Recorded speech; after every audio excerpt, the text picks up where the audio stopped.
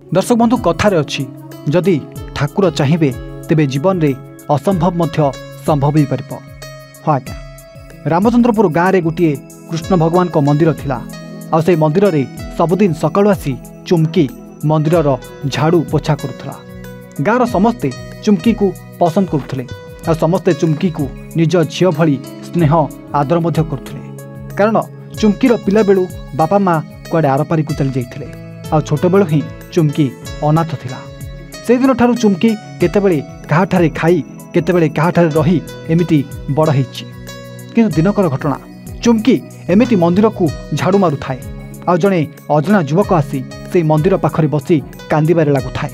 एपटे चुमकी जाई युवक को सबू पचारि आ कहीं जानी से पिलाटी चुमकीर निजर निजर लगी आ मंदिर नना को कही चुमकी से पिला को खाइबा को मध्य देइथिला।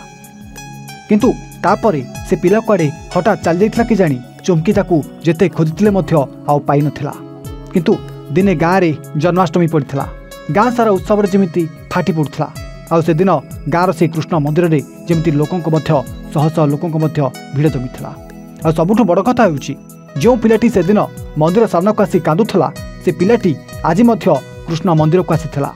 आ केमिति के जानी चुमकी से पिलाटी को देखि देइथिला। कि दर्शक बंधु आज चुमकी से पिला सहित कथा होइतिला। आ से पुओ मध्य चुमकी को तार जीवन घटी जाइथिबा सबकिछि कथा गोटी गोटी कर कहितिला। कारण से पुओटी मध्य अनाथ थिला। किंतु ए दुई जनक कथावार्ता भितरे हठात पुअर सार्ट रे किछि कादुआ आसी छिटिकी पड़ जाइथिला।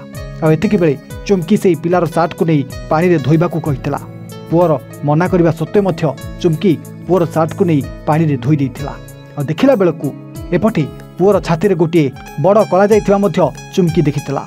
आ से पुअर मुहटू सुनिथिबा ता जीवनर कहानी एवं ता छातीर कला जाई देखि चुमकी आ मंदिर नना कहिथिले कि से पुअ आउ केही नथिला। कुआडे से पुअ थिला दीर्घ 15 वर्ष तले चुमकीर हजि जाइथिबा से हजिला भाई।